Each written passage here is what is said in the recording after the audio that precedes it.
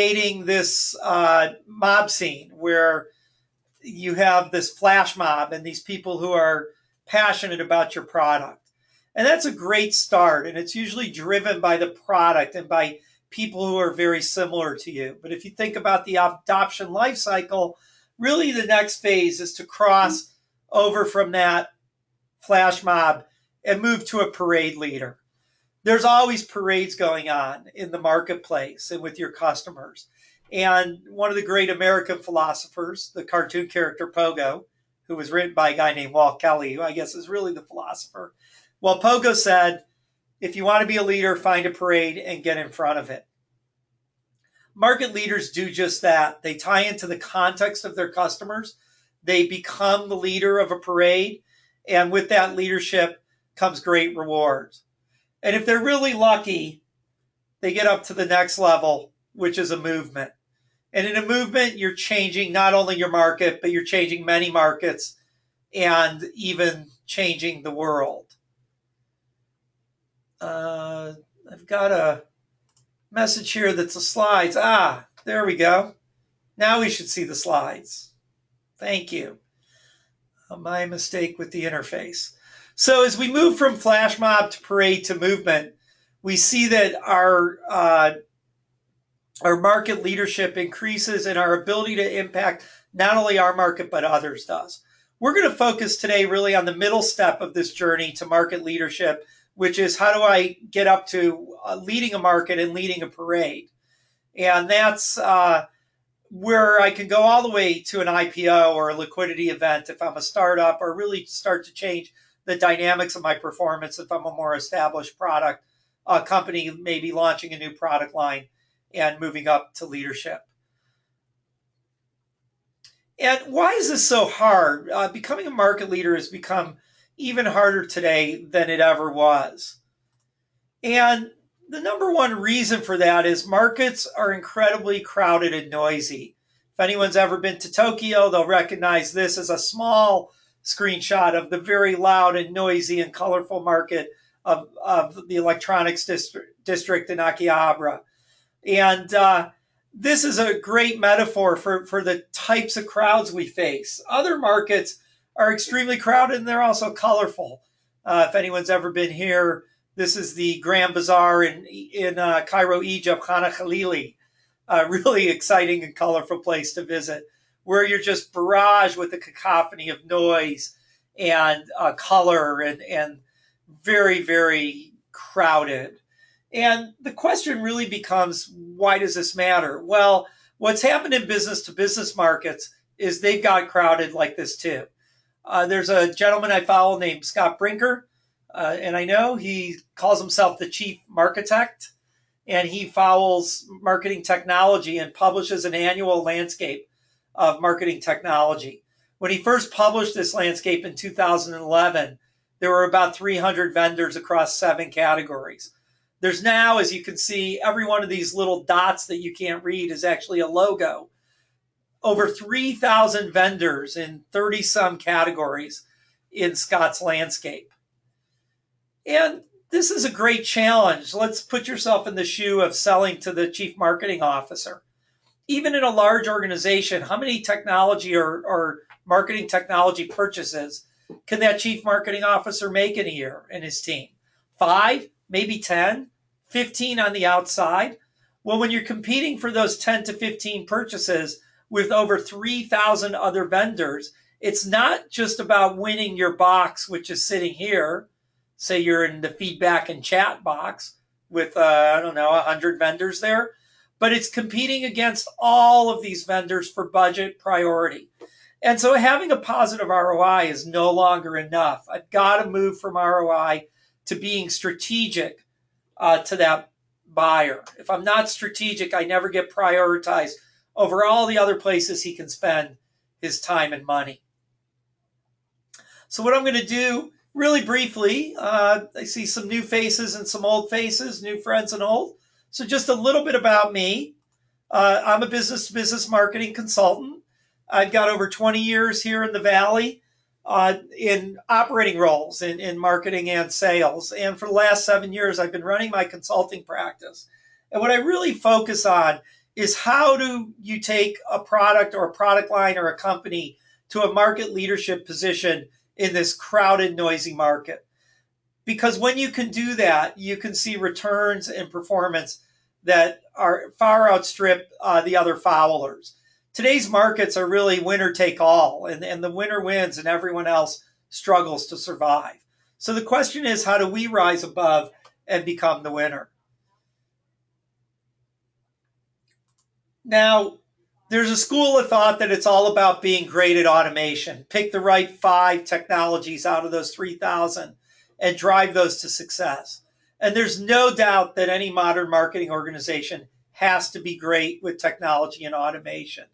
Gartner says that by next year, they said this a couple years ago, I don't know if they've updated the stat, but that by 2017, the CMO would spend more money on technology than the CIO did. And so being good at automation is a requirement, but all it's really doing is building an engine. And you need a great engine to run a great car, but an engine isn't enough. You also need tires. And a lot of people will come in and tell you the most important thing isn't automation, but it's content marketing.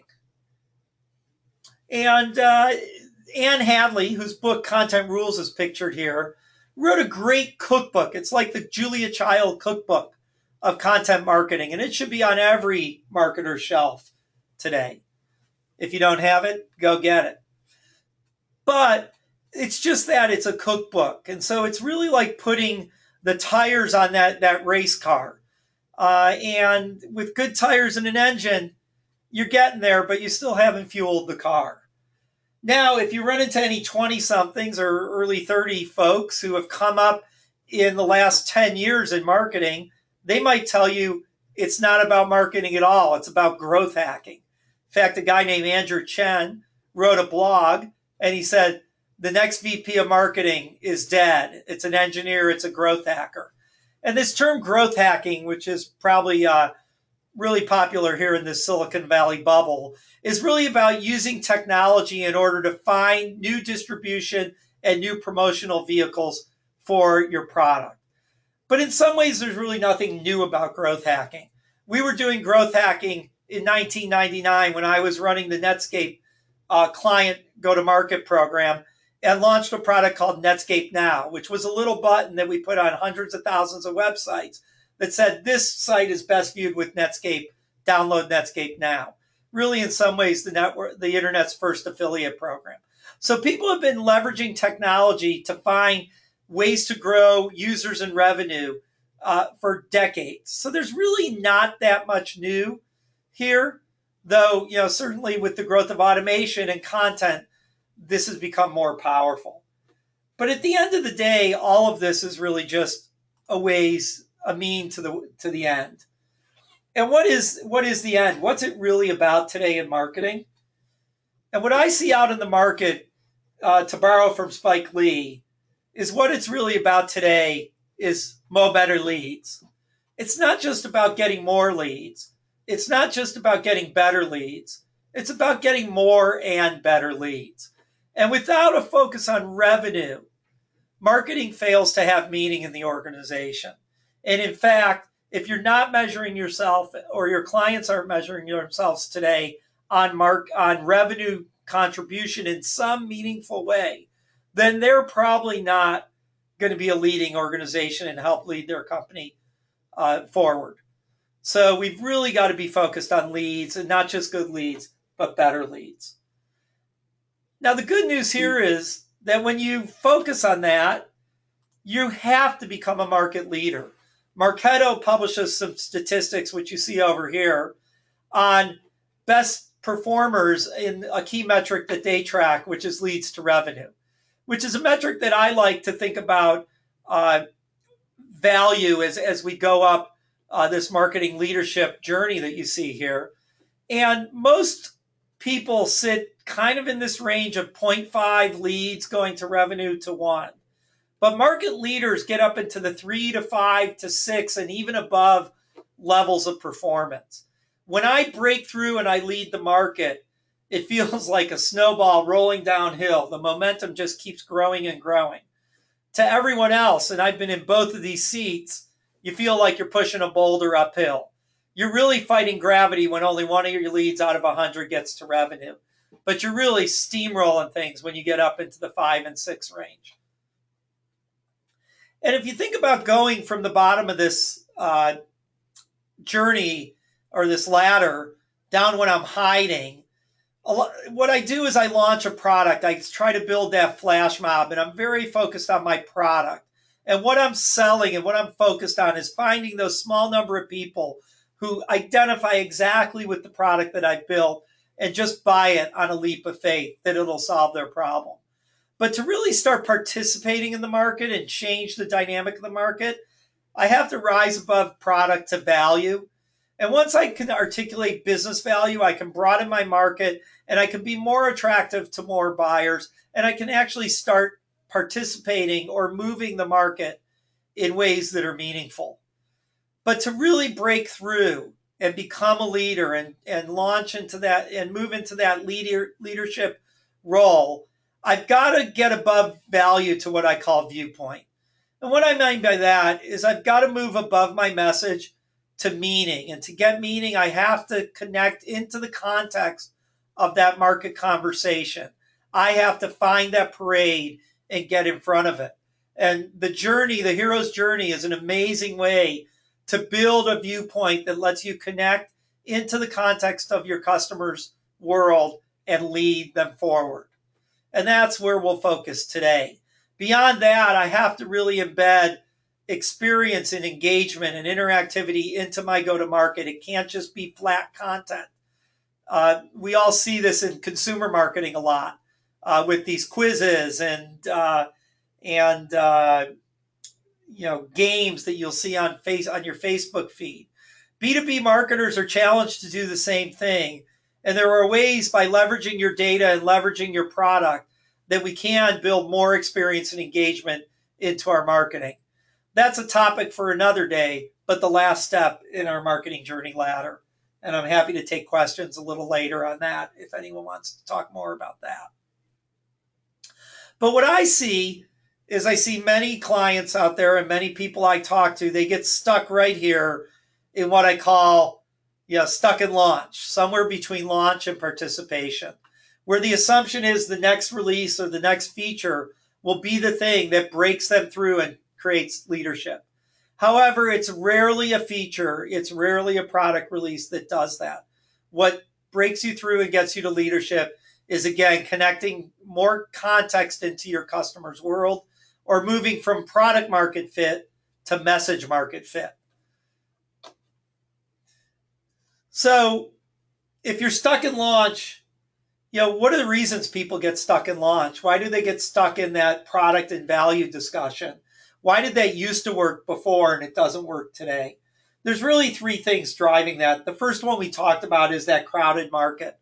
The second thing that drives that is information has become a total commodity. Now, when I was growing up, if you didn't know an answer to the question, you just asked Dad. And the standard answer Dad gave didn't matter whether he knew it or not. And Calvin and Hobbes does a great job of parodying this with this cartoon. And the dad just says, how do they, Calvin asks, how do they know the weight limit for the bridge? And the dad just says they keep driving the trucks over till it collapses, then they rebuild it. I love the mom's answer. Dear, if you don't know the answer, just tell them. Well, Go Ask Dad in today's world has really been replaced by Go Ask Google, or Go Ask Pinterest, or Go Ask Instagram.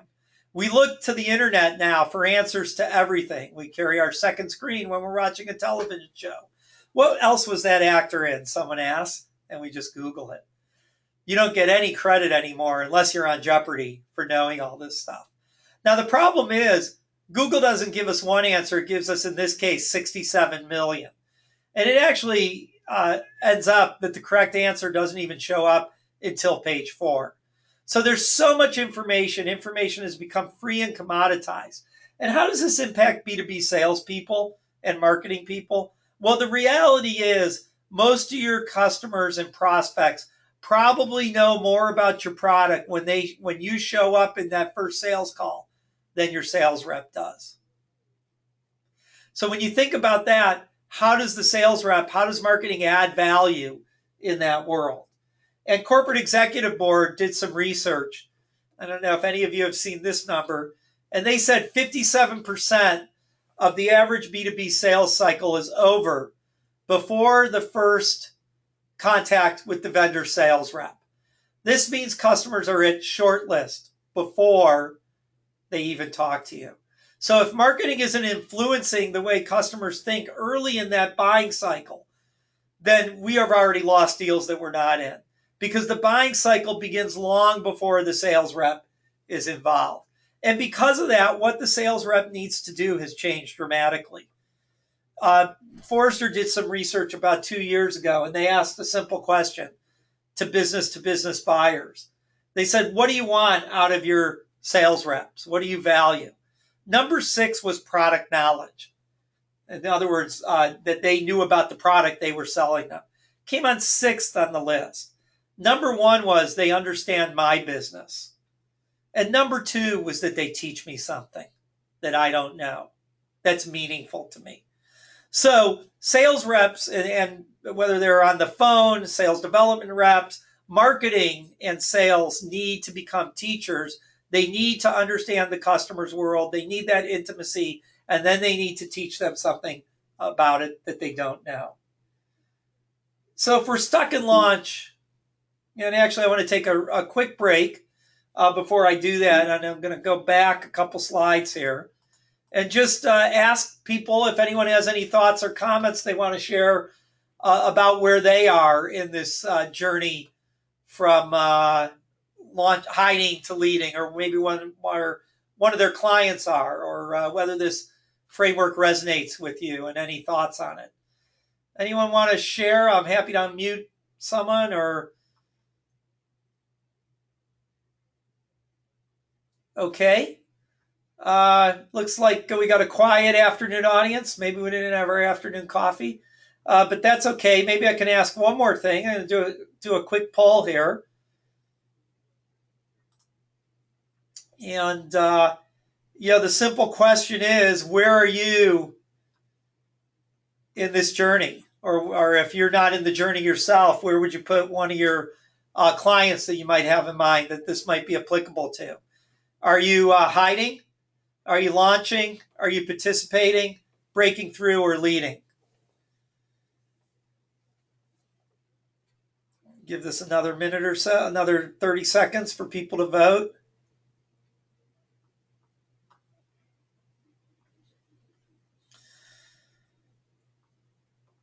So we have a little mix. We got about 2/3 of people say they're in the launching mode, and third saying that they're breaking through. So that's about the mix here. So that's great. We'll talk about both of those phases as we continue forward. So I'm going to go ahead and close the poll now.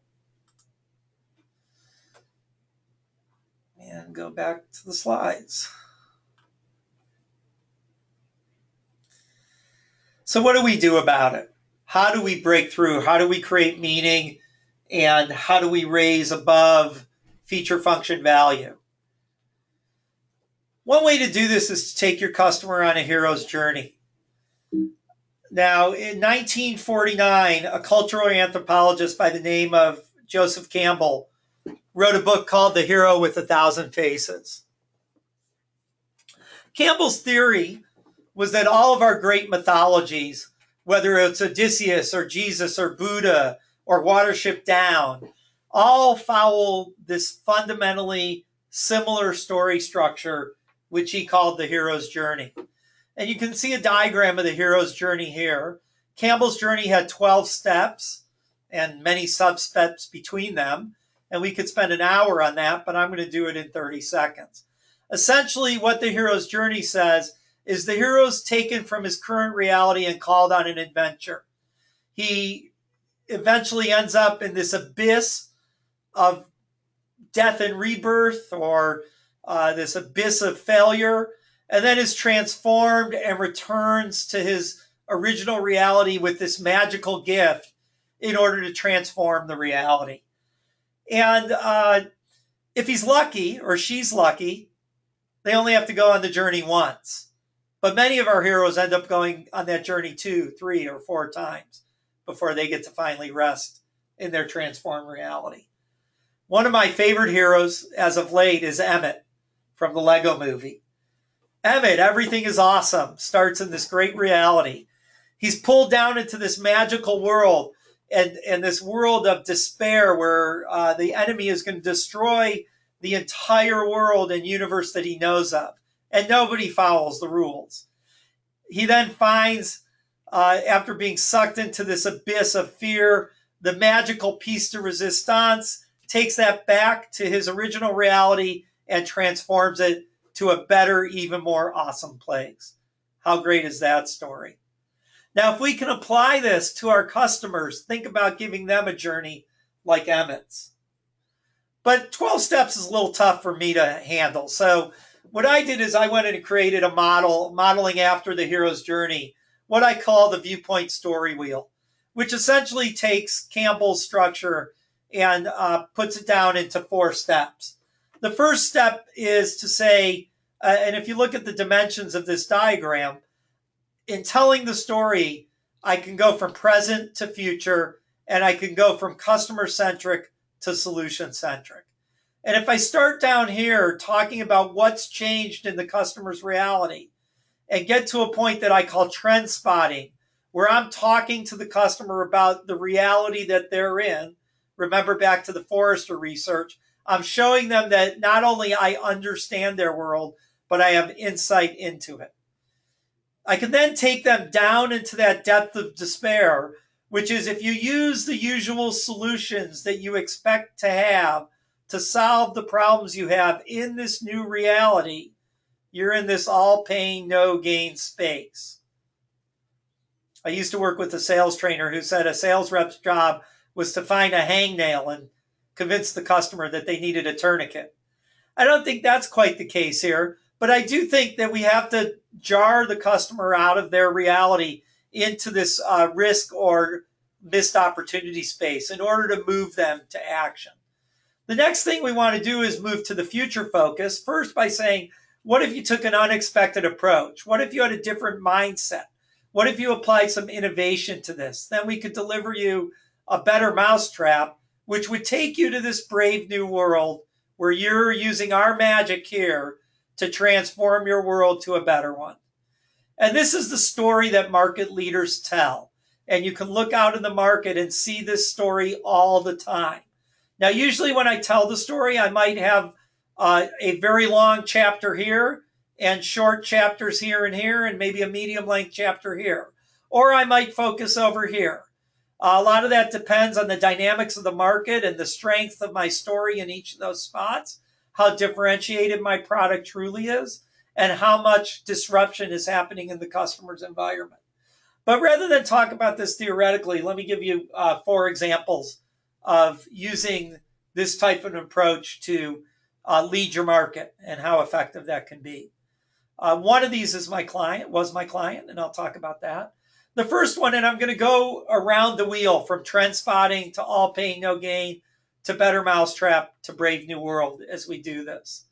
Now, everybody tells all 4 chapters of that story, but Zuora, who's a subscription billing vendor, starts their discussion talking about how do you win in the subscription economy. What matters to Zuora is that you see the value and the excitement around the subscription economy, and they can teach you something about that. Once they've done that, they can then transition into the discussion of why regular old billing services and software don't work in the subscription economy and how their approach is different and how they can help you win in that subscription economy. But they spend the vast majority of their effort down in that bottom right-hand corner, creating this trend spotting story around the subscription economy and what it means. When I first saw Zuora about 5 years ago break onto the market, they were one of about 7 or 8 vendors in this space. They've now emerged as the true leader, and I see great things coming to them as they're actually moving from that parade leadership and moving towards a movement type positioning. So I expect to see really good things from Tien, who's the CEO, David G., the Chief Marketing Officer, and the team there. The second story moves us to that all pain, no gain focus. This is FireEye. I worked with FireEye 7 years ago to launch them, to relaunch the company at RSA around this idea of modern malware exposed. And you can see my old tattered pamphlet that we gave out at a kind of book signing we did at that event in 2010. And no one was really talking about this new threat and how it was overwhelming network defenses and the risk that you ran if you just keep using the same approach. Now, of course, we did talk about why our approach was different and better and how beneficial that was. But the real focus was in exposing and educating the buyer about the risk that they were running, the pain that they could suffer if they kept using the same approach that they had been. Palo Alto, now FireEye went on to an IPO, very successful IPO, and is now considered one of the two next generation leaders in cybersecurity, which is over a $10 billion market on the network side where they play. Now, the other leader there is Palo Alto Networks. They launched about a year earlier than FireEye, and they were faced with a different situation where they were in a total replacement market, which was called the firewall market. And they came out and they basically said, it's time to fix the firewall. The current solution's broken, and we have a better mousetrap. They had great credibility in doing this because the founder of the company had built the first two firewalls that dominated the market at Juniper and Checkpoint. Always a nice asset to leverage if you have. But their key go-to-market was essentially around, we've built a better mousetrap. Now, again, they told that whole story around the Viewpoint story wheel. Threats have changed. You can't use ports and protocols as your defense. You have to be user based, et cetera, and we can get you more protected. But they really fixed on this better mousetrap of it's time to fix the firewall. Now, the firewall market was a $3 billion market at the time, and Palo Alto Networks has driven a massive replacement. Just as a side note, one of the things I learned in this time is I was managing a product at a company called McAfee, which was the secure firewall. We were about a little less than 100 million in revenue. And in about 2008, my sales reps started coming to say to me, what are we doing about Palo Alto Networks? And my very poor answer was, well, we do 100 million in revenue. Cisco's doing $1 billion. Checkpoint's doing $1.5 billion. Why are you coming to me and complaining about this $10 million company called Palo Alto Networks? Now, fast forward 7 years from now, Palo Alto's worth over $12 billion. The secure firewall has been sold twice and almost is very small player in the market. And the lesson I learned there is listen to your sales reps. They could be the canary in the coal mine. But anyways, back to the Viewpoint story. Palo Alto really put that on the front of, we've got a better mousetrap. Shifting gears a little bit into a little more of a consumer story here on the Brave New World.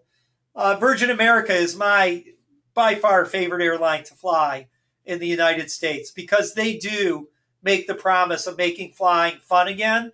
And I'm not sure if they quite get it to fun, but boy, it sure is a lot more pleasurable than the experience you have on some of the other major airlines. In fact, about 2 years after I started flying on Virgin regularly, I was sitting on a flight that I had booked on United for schedule purposes. And United showed a video, and for 5 minutes, they talked about how their new jets, which were coming over the next 2 to 3 years, would look like Virgin America. And it's quite say it like that, but that's what I heard. And all I could think sitting in that seat is, why didn't I just wake up a little earlier, inconvenience myself, and get on a plane that would have been a lot better? And so taking us to that brave new world where flying's fun again has been a very, very strong go-to-market for Virgin America. We'll see what happens with them after they get bought by Alaska Airlines, but I'm hopeful that our experience on them will stay the same, though skeptical at the same time. So before I finish up here, I wanted to offer up an opportunity to ask a few questions. And before I ask the question to you, from you, answer questions, I'll cue this up by saying, I'd love to hear what part of this viewpoint story wheel resonates for you in your market or or with your customers, and any questions on how you might apply the framework. And again, feel free to raise your hand and I'll unmute you, or to enter a question via text and I'll just read it.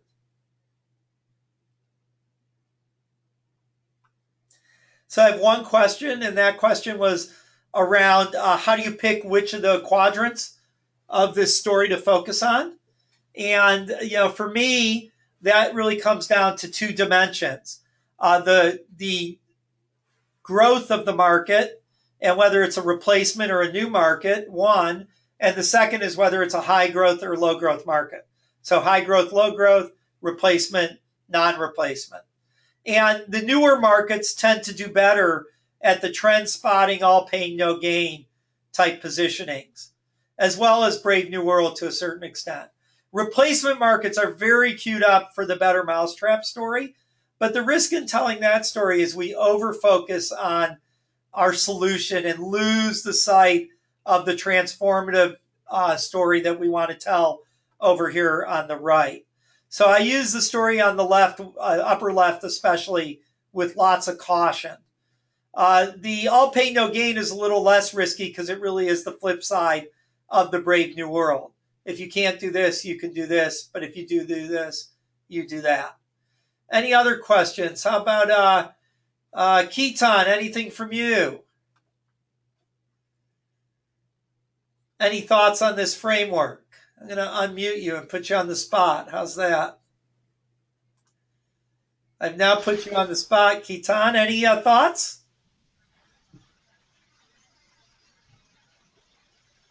No, maybe not. Okay. I'll mute you back, Keaton, because I don't hear you. Anyone else want to raise up with a question? Okay. Well, let me talk about the value of doing this a little bit.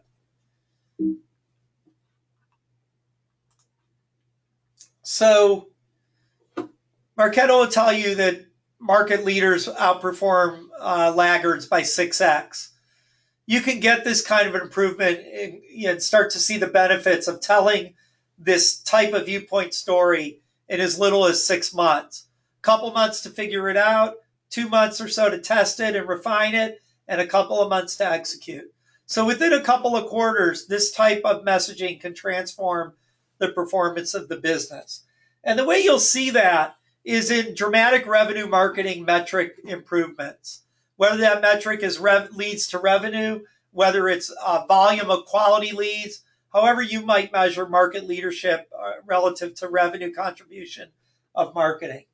The second benefit I see in doing this is you have way improved sales engagement and conversion. You're now influencing the conversation. Your sales reps and your sales teams are talking about something that's more meaningful and more valuable to the customer, something they can't get from your website, something they can't get from the competitive sales rep. This also is really helpful when I'm trying to transform maybe from a single product to a multi-product suite that I'm trying to sell people. I have a client right now, they're known for a functional area, but a lot of other people now have that feature capability. They have a much more complete solution, but a lot of the shoppers and the buyers come in looking for a small part of that solution. So the challenge they have is broadening the context and connecting to what's going on broader in the business than that single feature that the customer may think they want to come in and buy from. And when they do that, they tilt the playing field to the advantage of their solution. And I talked about fueling your marketing machine with high test fuel. This is the highest test fuel that you can put into your marketing engine because it's about context, it's about meaning, it's not about feature function benefit. And so driving this type of a story into your marketing mix allows you to build meaning and context and allows you to change the dynamic and see these types of dramatic improvements and emerge as a market leader. So if you think about the journey we've gone on today, we started talking about how the market's changed. It's changed to a buyer-driven market because of the information abundance, the crowdedness of the market, and these 57% through with the deal buyers. And if I take the feature function benefit approach that I'm used to doing, I get stuck in launch right here. But if I take a more viewpoint-based approach, driven off of experience and value, I can actually break through and take myself to a market leadership position, as we've seen with some of the examples we saw today. This is another example of how to tell the story using this framework. This is how I tell my story. So hopefully that's helpful in giving another example of using this type of a framework to tell a story. Now, I promised a copy of the book, which will be out in about 4 weeks. So if you want to take your cell phone out now, or stop looking at the email that you were reading and use it to take a picture of this screen. 3 ways to get the book. I need your address. So you either can scan this QR code here. You can text Be a Hero to 66866. Or you can go directly to the login page by typing in this URL. The book takes you through the entire life cycle of going from creating a flash mob to marshaling and leading that parade all the way up to igniting a movement. And it's filled with this framework as well as several other that you can use to drive into your business depending on where you are in that evolution. You can also always free to schedule some time with me by either going to my calendaring link here or by calling me or sending me an email at the email address you see on the screen here.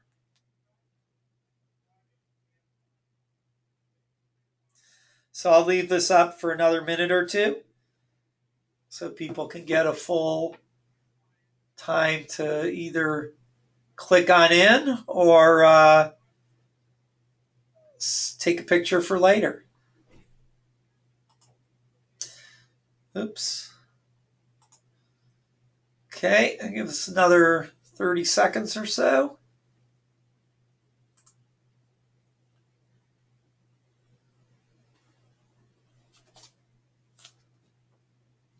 So before I let you go, I'll leave you with a couple more thoughts.